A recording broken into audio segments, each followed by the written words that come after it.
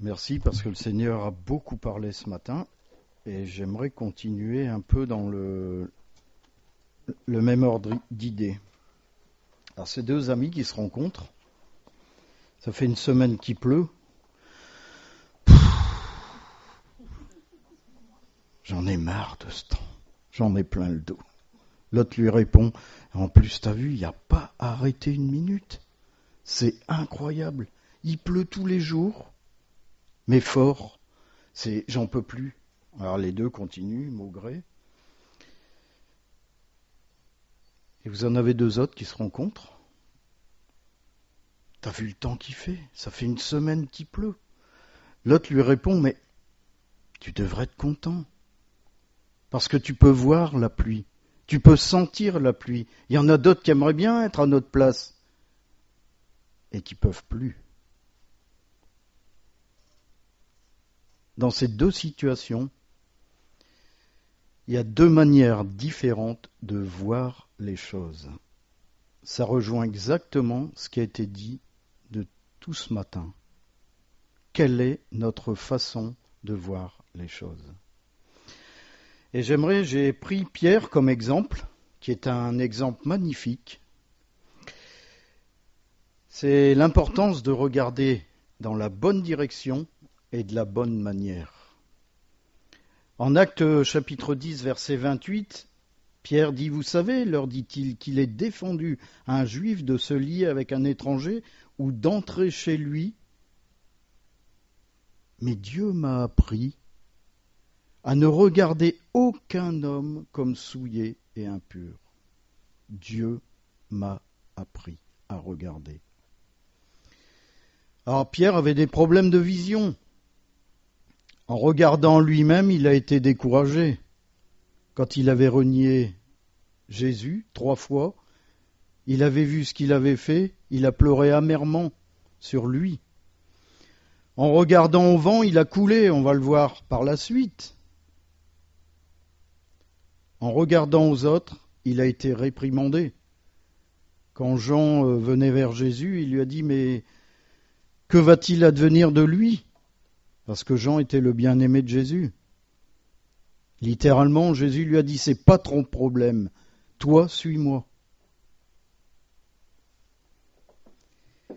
Le témoignage de Pierre, c'est que Dieu lui avait appris à regarder. Sa manière de regarder les autres était perturbée. Elle était influencée par l'état de son cœur. Et le problème, il est là ce matin. Quel est l'état de notre cœur? Quand on prend les deux amis, les deux premiers, c'était incroyable. Ils regardaient que la situation, il pleuvait. Ils voyaient tout de façon triste, de façon pénible. C'était difficile, il pleut depuis une semaine. Et dans la deuxième situation, il y en a un des deux qui regardait à Dieu. Ben oui, si je vois la pluie, c'est que le Seigneur me donne la grâce de voir cette pluie, d'être mouillé par cette pluie.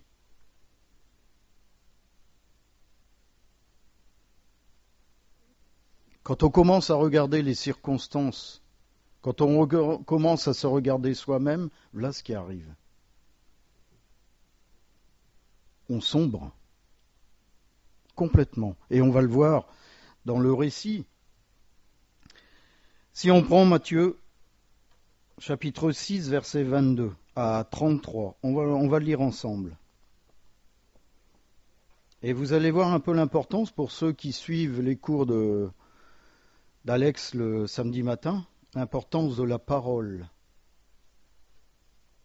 Et pour les autres, bien sûr, également. Matthieu chapitre 6, versets 22 à 33. Aussitôt après, il obligea les disciples à monter dans la barque et à passer avant lui de l'autre côté, pendant qu'il renverrait la foule.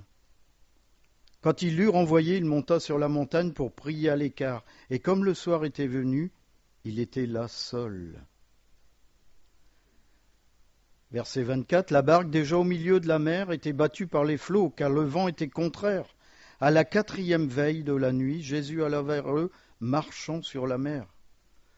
Quand les disciples le vinrent marcher sur la mer, ils furent troublés et dirent « C'est un fantôme !» Et dans leur frayeur, ils poussèrent des cris.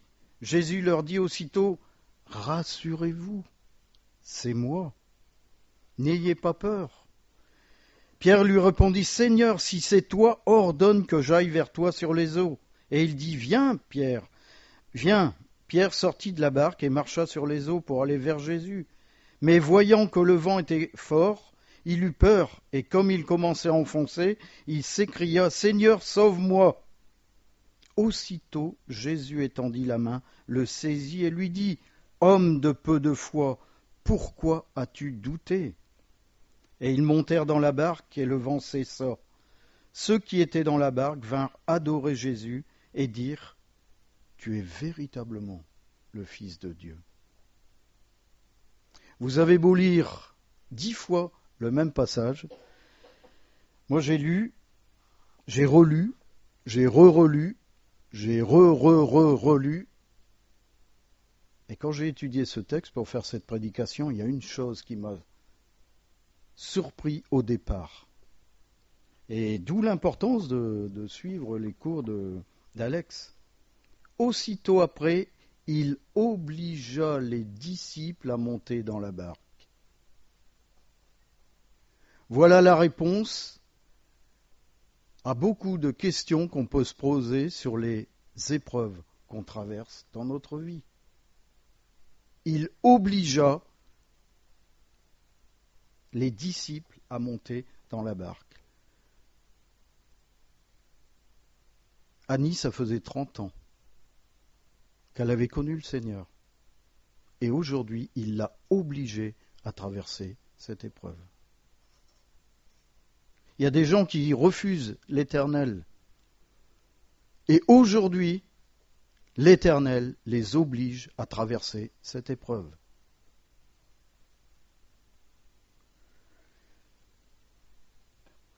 Il nous est obligé parfois de traverser certaines situations.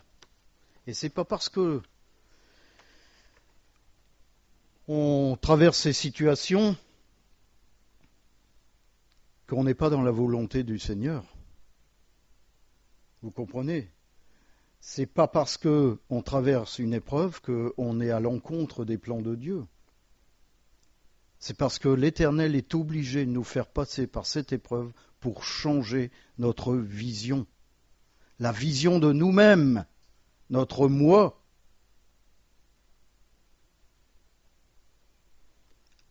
La première chose, la tempête. C'est l'image en fin de compte de ce qu'on peut rencontrer dans nos vies, de toutes les épreuves qu'on peut rencontrer dans nos vies. Le verset 24 nous dit « La barque déjà au milieu de la mer était battue par les flots car le vent était contraire. » Le vent était contraire. Alors on peut penser qu'il peut être contraire à ce que le Seigneur fait,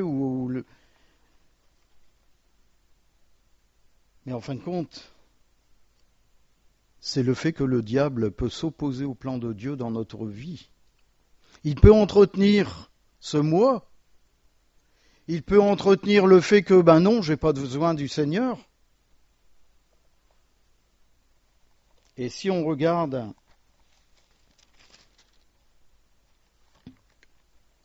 en Éphésiens chapitre 6, verset 12, par exemple,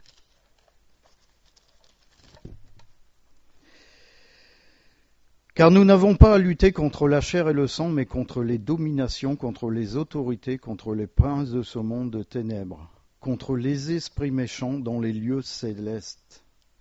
C'est souvent ces choses-là qui nous empêchent d'avoir une vision correcte des plans de Dieu dans notre vie, d'avoir une idée correcte de ce que nous sommes dans le monde aujourd'hui. Il y a Éphésiens chapitre 2 qui nous dit autre chose. Vous étiez morts par vos offenses et par vos péchés, dans lesquels vous marchiez autrefois selon le train de ce monde, selon le prince de la puissance de l'air, dans l'esprit qui agit maintenant dans les fils de la rébellion. Il y a un esprit ici qui est contraire pas ici dans cette église, mais dans ce monde qui est contraire à la volonté de Dieu. Et l'Éternel veut changer notre vision sur ces choses. Il y a aussi de la chair qui a des désirs contraires à ceux de l'esprit. En Galates 5, 17, on peut le lire.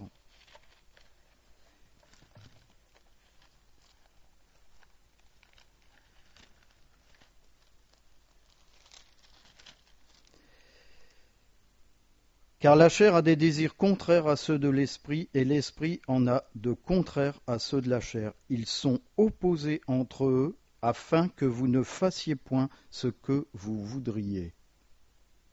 Et souvent on fait ce qu'on veut, parce que notre vision est tronquée justement par l'esprit du monde. Par l'esprit qui nous dit que je suis chrétien, tout va bien. Je suis sous la grâce. Et ce qui fait que pendant des années, on va trimballer des casseroles. On va voir par la suite ce qui est arrivé à Pierre. Parce qu'on oublie de garder les yeux fixés sur Jésus. Où est notre regard à ce moment-là ?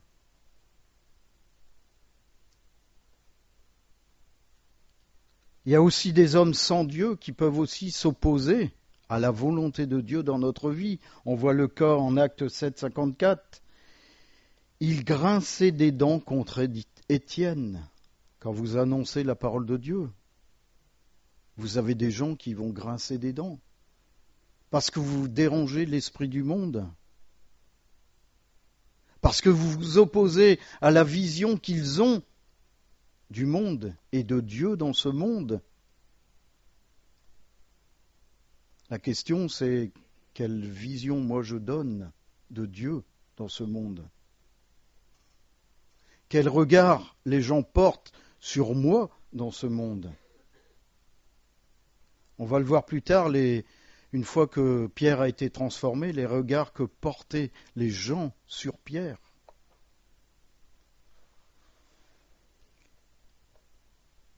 L'intervention de Jésus à la 4e heure, ça vous fait 3 heures du matin. Il y a des gens qui pensent que on prie, Annie l'a dit tout à l'heure, on prie, crac, on met 1 euro, on tire le tiroir, crac, on a la réussite. Jésus attend parfois et souvent d'éprouver notre foi. Dans ces circonstances difficiles, il attend. Il nous regarde. Il regarde comment nos regards vont être fixés, sur qui ils vont être fixés. On l'a vu et on va le voir par la suite avec Pierre. Et ce qui est magnifique, bien sûr, c'est que Jésus alla vers eux. Et quand on regarde 1 Corinthiens chapitre 10 verset 13, il est dit « Aucune tentation ne vous est survenue qui n'ait été humaine, et Dieu qui est fidèle ne permettra pas que vous soyez tentés au-delà de vos forces. Mais avec la tentation, il préparera aussi le moyen d'en sortir afin que vous puissiez le supporter. » Avec l'épreuve. C'est ça que vous allez voir. On a parlé mardi soir des scories, du fait que si vous voulez purifier un métal, il faut le faire chauffer à une force incroyable. Et à ce moment-là, toutes les impuretés vont remonter. Il suffit de racler et toutes les impuretés s'en vont. C'est ça les épreuves dans nos vies. Et parfois le Seigneur est obligé de nous faire passer par ces épreuves. Parce qu'il a besoin de chauffer notre vie à blanc, pour que tout ce qui ne lui appartient pas remonte à la surface, et qu'il puisse les balayer, afin qu'on soit pur. Parce que j'espère que vous savez que nous purifier nous-mêmes est impossible. On est purifié et lavé par le sang de Jésus-Christ. Et quand je dis purifié et lavé, Ça consiste pas simplement à dire Seigneur, oui, je crois en toi. Je crois en celui qui est mort sur la croix et qui est ressuscité. Il n'y a pas que ça dans la vie, parce que si on dit ça, on peut s'asseoir et rien ne va se passer dans notre vie. Ça veut dire que je m'engage à vivre en nouveauté de vie. Ça dit que je m'engage à exposer ma vie au Seigneur, afin qu'il me chauffe et me purifie, lui seul. De nous-mêmes, on en est incapable. Chassez le naturel et il revient au galop. Essayez, vous allez voir, vous allez tenir une semaine. Si vous avez un péché dans votre vie, essayez. Ça va tenir une semaine, 2 semaines. Et au bout de la 3e, ça revient. Si vous donnez ce problème au Seigneur avec tout votre cœur, avec un cœur contrit, il va vous l'enlever. Il y a des gens qui ont été sortis de la drogue, il y a des gens qui ont été sortis de l'alcool, il y a des gens qui ont été sortis du sexe par le Seigneur. Parce que le Seigneur a vu au travers de la personne un regard qui était un appel au secours. Seigneur, sauve-moi! C'est ce que Pierre a dit.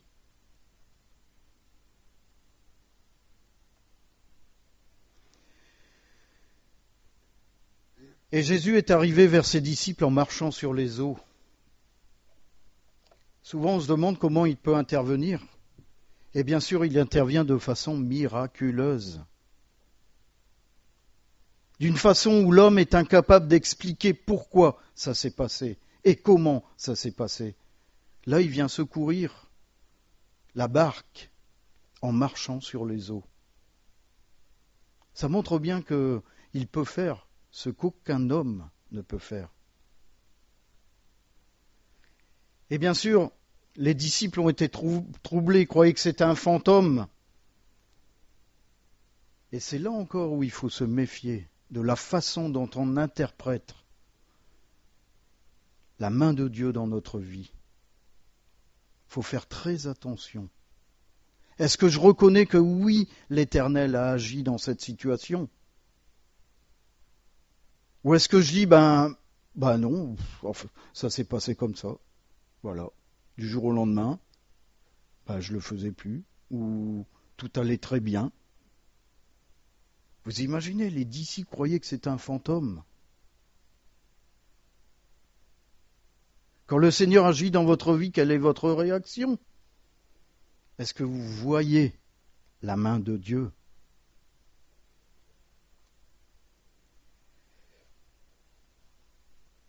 La réponse de Jésus, c'est moi. Tout simplement. J'imagine qu'il a dû le dire avec une douceur, il n'a pas hurlé, mais regarde bien, c'est moi! Non, il a dit, c'est moi. Et rien d'autre. Et on arrive à un moment où ça dépasse la pensée humaine. C'est que la foi va entrer en action.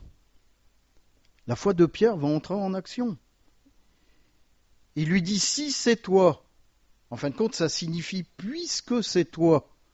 Parce qu'il l'a reconnu, Pierre. Il l'a regardé avec les yeux de la foi. Il a regardé Jésus avec les yeux de la foi. Est-ce qu'on regarde Jésus ce matin avec les yeux de la foi? Ben oui, il est capable d'intervenir dans ma situation. Est-ce que je regarde Jésus comme ça? Ou est-ce que je dis, j'ai beau prier, il fait rien? Ou est-ce qu'il n'est pas capable d'intervenir dans ma situation? Ou je ne suis pas assez bien pour lui? Ça, on l'entend souvent. Mais Pierre lui dit, puisque c'est toi,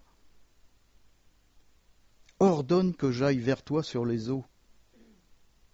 Qu'est-ce qui va se passer? Il va sortir de la barque, il va se noyer. Mais non, il avait une telle confiance et une telle foi en Jésus-Christ qu'il a marché sur l'eau. Et Le Seigneur est capable d'en faire autant dans nos vies quand on a cette foi-là. Il nous demande simplement d'engager notre foi. Si tu crois vraiment que c'est moi, avance. Avance. Mais Seigneur, c'est trop grand. Je ne peux pas. C'est impossible. Regarde comment je suis, regarde mon état. Je t'ai dit, avance. L'Éternel a donné le même ordre à son peuple devant la mer Rouge. Il a dit à son peuple, il a dit à Moïse, dis au peuple d'avancer. La mer ne s'est ouverte qu'au moment où le peuple a commencé à marcher. Si le peuple était resté sur place, la mer ne se serait jamais ouverte. Le peuple a obéi, il a fait un pas. Au moment où il a fait ce pas-là, la mer s'est ouverte. Ce matin, le Seigneur te dit, dans ta situation, avance. Avance. C'est un ordre de Jésus. Viens. Il lui a pas dit, bon, voilà ce qui va se passer, voilà ceci. Il lui a dit, viens, viens. Viens et tu verras. Viens. Et Pierre n'a pas cherché à comprendre. C'est un ordre. Combien de fois le Seigneur a parlé dans nos vies? Combien de fois il nous a dit des choses? Est-ce que je me suis levé? Est-ce que j'ai avancé?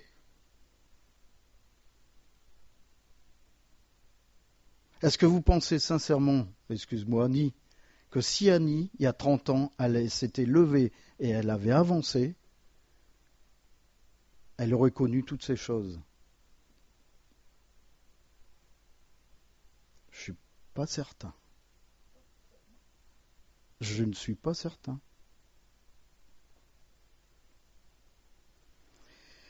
Romains 10, 17, ainsi la foi vient de ce qu'on entend, et ce qu'on entend vient de la parole de Christ. C'est pas moi qui l'invente, c'est la parole de Dieu.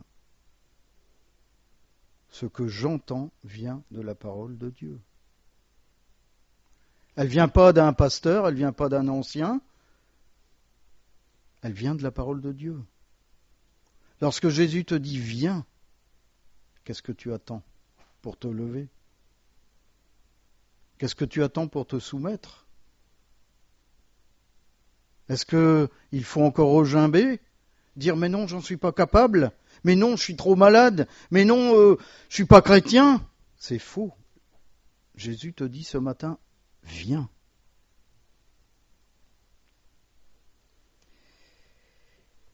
Et Pierre est sorti de la barque. Il a obéi.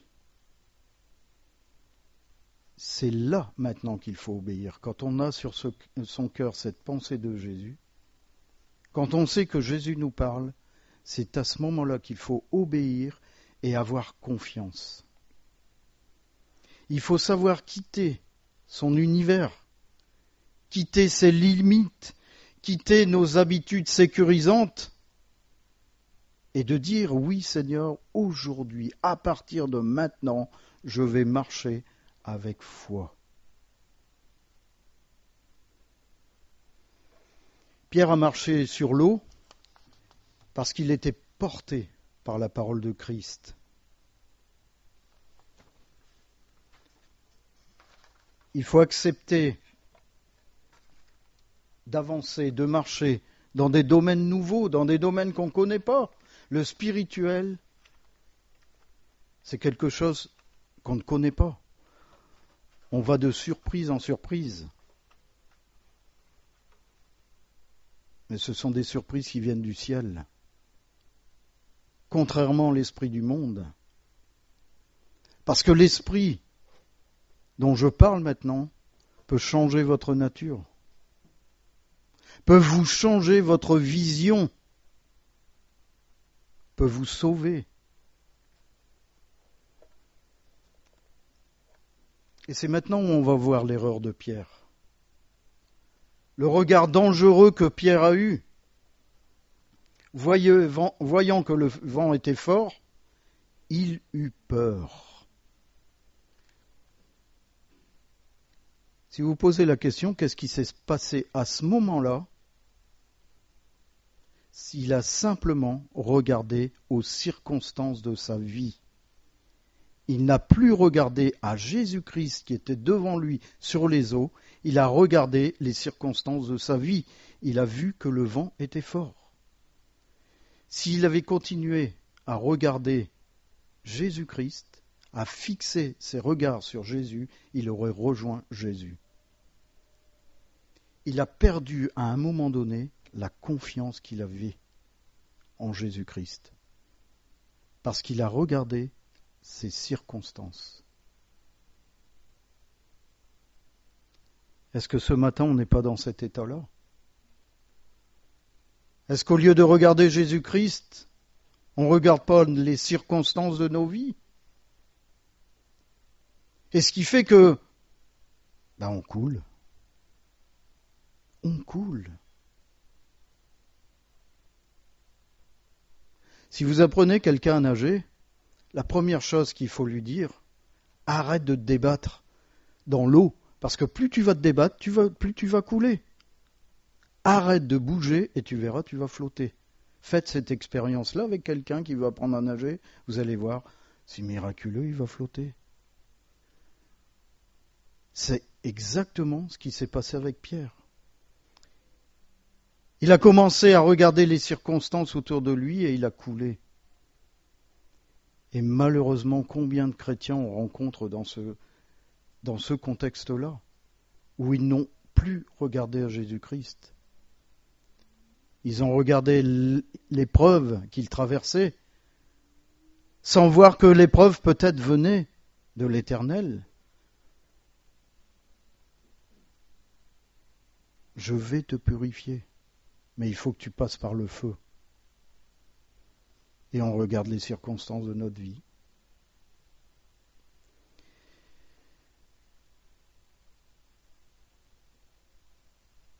Et à ce moment-là, Pierre a eu un réflexe. Il a regardé Jésus, il a dit « Sauve-moi ». Mieux vaut crier que de couler. On crie à l'Éternel. Et il faut crier à l'Éternel parce qu'il nous entend. Sauve-moi. Et Jésus, il a regardé Pierre et il a dit, tu te débrouilles. Il a regardé Pierre couler. Est-ce qu'il a fait ça? Parce que j'imagine dans le cri de Pierre, il devait y avoir tout le désespoir de sa vie. Sauve-moi. S'il te plaît, sauve-moi. Est-ce qu'on a crié ça une fois dans notre vie à l'Éternel? Sauve-moi. Jésus, qu'est-ce qu'il a fait? Il a saisi Pierre. Et il lui a pas dit, voilà, je te sauve et terminé. Non. Il a enseigné. Homme de peu de foi, pourquoi as-tu douté?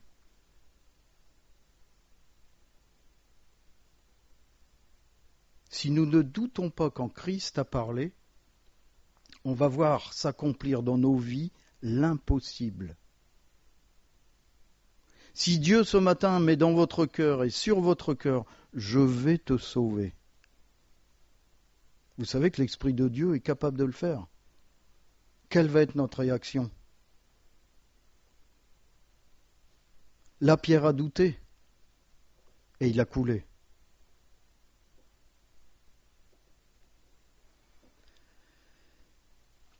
C'est dans la confiance, en fin de compte, qu'on peut voir les miracles. Au verset 32, ils montèrent dans la barque et le vent cessa. C'est la parole de Dieu qui le dit. Ils montèrent dans la barque et le vent cessa. Ça, c'est lorsqu'on accepte Jésus-Christ, après ce cri, qu'on l'accepte dans notre barque. Et il n'y a que lui dans notre barque. Il n'y a pas notre moi. La tempête va cesser. Instantanément. Il n'a pas dit, Il n'est pas dit, la tempête cessa au bout de 3 heures. Ils montèrent dans la barque et la tempête cessa. Est-ce que j'engage ma foi sur ces mots que je lis dans la parole de Dieu? Est-ce que vous savez que ce matin, même quelle que soit la situation que vous traversez, la tempête peut cesser?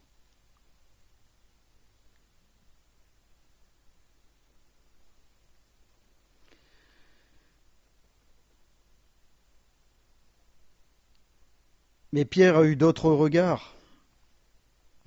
Et il y a souvent les regards qui sont difficiles. Il y a les regards qui se ferment alors qu'ils devraient rester ouverts. On voit ça en Matthieu 26, verset 43. Il revint et les trouva encore endormis, car les yeux étaient appesantis.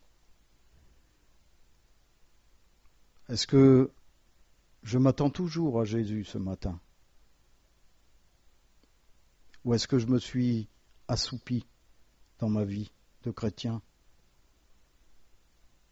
Est-ce que je viens toujours avec cette joie, avec ce fait que je viens glorifier le Seigneur? Ou est-ce que mes yeux étaient trop lourds et je me suis endormi?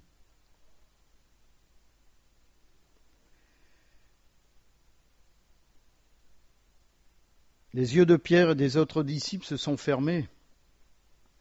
Le regard était éteint alors qu'ils auraient dû être ouverts et voir ce qui avait été annoncé se réaliser.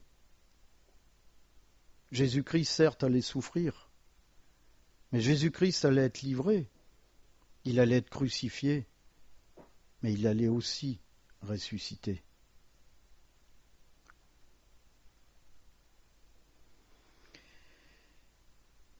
Il y a eu aussi les moments en Luc 22, 45, après avoir prié, il se leva et vint vers les disciples qu'il trouva endormis de tristesse. Là encore, pour les gens qui font les cours le samedi matin, ils vont voir l'importance des mots, endormis de tristesse. C'est la tristesse souvent qui désoriente notre regard. Parce qu'on devient déçu de Dieu. S'il y avait un Dieu, il ne m'arriverait pas toutes ces choses-là. Mais je ne comprends pas pourquoi je crois en Dieu, alors qu'il m'arrive ces choses-là. À ce moment-là, quel regard j'ai sur l'Éternel?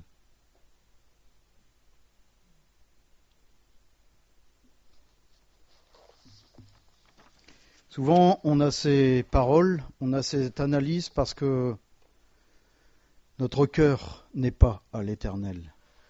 Il est faussé par l'état de notre cœur. Quel est l'état de mon cœur ce matin? Est-ce que je suis amer? Ou est-ce que je suis dans la gloire de l'Éternel? Oui, Seigneur, même s'il m'arrive ça, je te loue. Parce que j'ai l'espérance du retour de Jésus-Christ.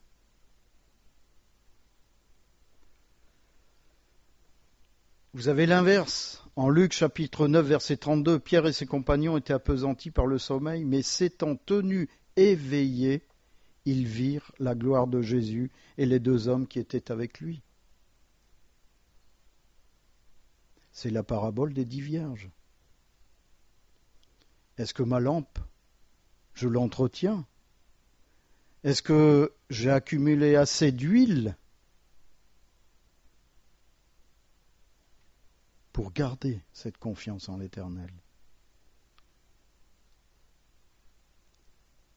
C'est la parabole des 10 vierges. Ici, Pierre et ses compagnons, malgré la fatigue, se sont tenus éveillés. Et ils ont vu la gloire. Est-ce que spirituellement, vous vous gardez éveillés pour voir la gloire de l'Éternel dans votre vie? Ou est-ce que vous vous endormez?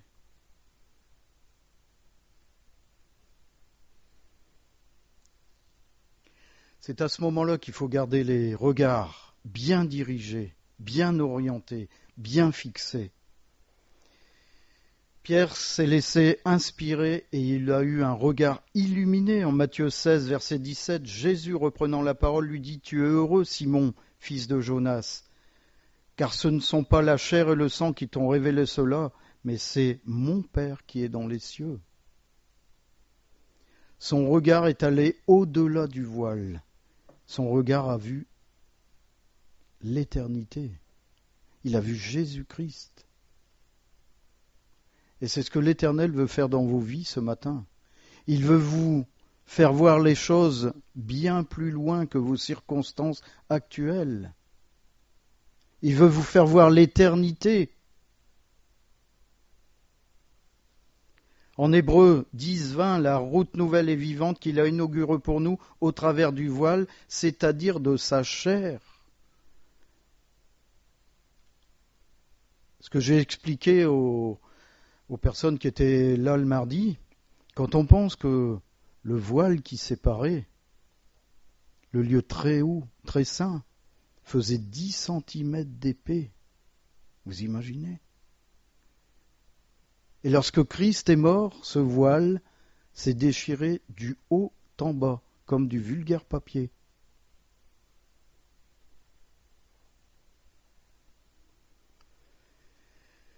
Quand il s'est maintenu éveillé, il a vu le royaume de Dieu. Et là, Jésus parlait de sa transfiguration. Marc, chapitre 9, verset 1, il dit encore « Je vous le dis en vérité, quelques-uns de ceux qui sont ici ne mourront point qu'ils n'aient vu le royaume de Dieu venir avec puissance. » 6 jours après, Jésus prit avec lui Pierre, Jacques et Jean, et il les conduisit seuls à l'écart sur une haute montagne. Il fut transfiguré devant eux. Est-ce que vous avez conscience que l'Éternel peut vous montrer le royaume de Dieu dans sa vie, dans votre vie ? Et il le fera par son esprit. Mais pour cela, il faut changer notre vision. En 2 Pierre chapitre 1 verset 16, ce n'est pas en effet en suivant des fables habilement conçues que nous avons fait connaître la puissance et l'avènement de notre Seigneur Jésus-Christ, mais c'est comme ayant vu sa majesté de nos propres yeux. Comment je vois Jésus-Christ ce matin ? Tout tourne autour de la confiance que j'ai en Jésus-Christ. Tout tourne autour de la vision que j'ai de Jésus-Christ. Quand il a été rempli de l'Esprit, il a eu un regard de discernement. Acte 3, verset 4, Pierre, de même que Jean, fixa les yeux sur lui et dit « Regarde-nous ». Là, il parlait au boiteux. « Regarde-nous ». Le regard du boiteux a croisé celui des apôtres et il les regardait attentivement, comment les gens nous regardent aujourd'hui. Comment les gens nous regardent aujourd'hui ? Est-ce que j'attire les regards ? Ou est-ce que je fais fuir ? Est-ce que je donne envie de connaître ce Jésus que je proclame ? Ou est-ce que je fais fuir ? Pierre, en fin de compte, il a vu la foi de ce boiteux et lui a intimé l'ordre de se lever. Et bien sûr, il est resté assis, le boiteux. Ben non. Ben non. Parce que dans les yeux de Pierre, il voyait déjà ce boiteux marchant. Est-ce qu'on entrevoit spirituellement dans nos vies l'après intervention de l'Éternel? Ça veut dire qu'il faut dépasser le voile de nos circonstances. Il faut dépasser tout ce qui nous empêche de voir au-delà de la montagne qui est devant nous aujourd'hui. Et de dire oui, demain je serai guéri, parce que l'Éternel l'a dit. Parce que j'ai confiance en la puissance de ces mots qui dit viens.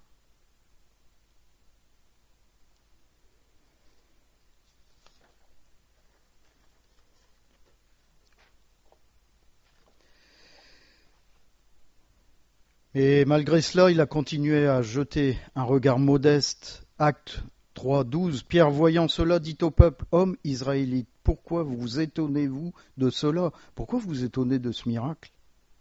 Pourquoi avez-vous les regards fixés sur nous? Comme si c'était par notre propre puissance ou par notre piété que nous eussions fait marcher cet homme. C'est par la grâce de Dieu, c'est par la puissance de Dieu. C'est pas moi. C'est pas moi, c'est l'Éternel qui a fait ce miracle.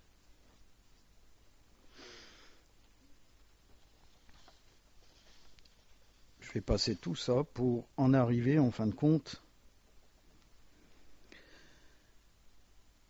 Pierre a dû jeter sur lui un regard pour voir ses faiblesses, pour voir à quel point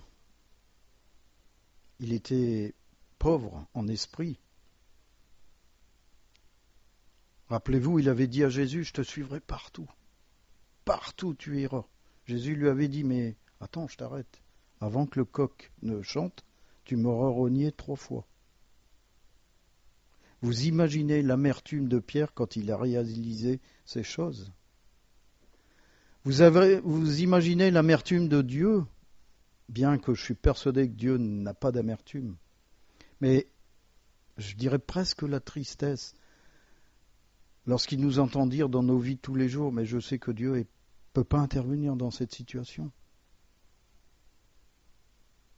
Dieu ne peut pas me sauver. Même si j'ai commis les plus grands méfaits, il ne peut pas me sauver. Je suis sale, je ne suis pas bien. Dieu se lève dans ta barque et il te dit, suis-moi. Quelle va être ta réaction?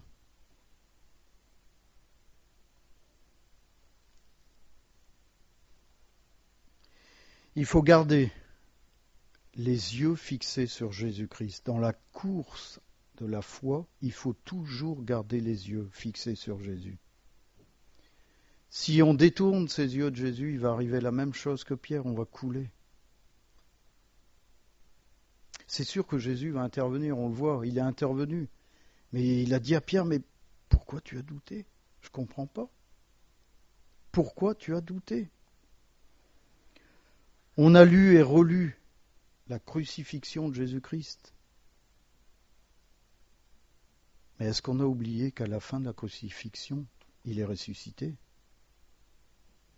Ça veut dire qu'aujourd'hui, mes bien-aimés, il est capable d'agir dans vos vies. Et si ce matin sur ton cœur, tu sais qu'il t'a dit « viens », alors moi je te dis une chose, lève-toi et avance. N'aie plus ce regard que tu as eu pendant des années, un regard de doute, un regard de « c'est pas pour moi », un regard de « on est en 2018, Dieu maintenant ». Un regard de « ah ben s'il y avait un Dieu, il ne se passerait pas tout ce qui se passe actuellement ». Lève-toi dans ta barque et obéis. Et tu vas voir les merveilles de Dieu dans ta vie. Quand tu vas couler, il va venir. Il va te sortir.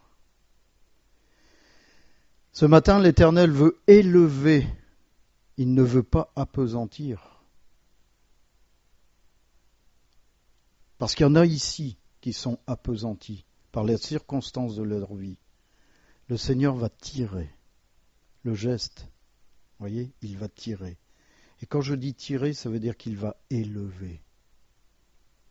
Il va vous faire sortir de vos fosses. Il va vous faire sortir de vos citernes pour vous amener dans son royaume. À une seule condition. C'est comment tu le regardes ce matin. Est-ce que tu le regardes avec un regard de foi, en sachant qu'il est capable d'agir, en sachant qu'aujourd'hui, ce qui est dans ma vie ne sera plus là demain? Est-ce que tu as cette conviction ce matin? Si tu as cette conviction, lève-toi et avance. Parce que l'Éternel est là pour te sortir des fondements dans lesquels tu t'es mis. Il en a la puissance. Et il le fera. Sois-en assurés. Amen.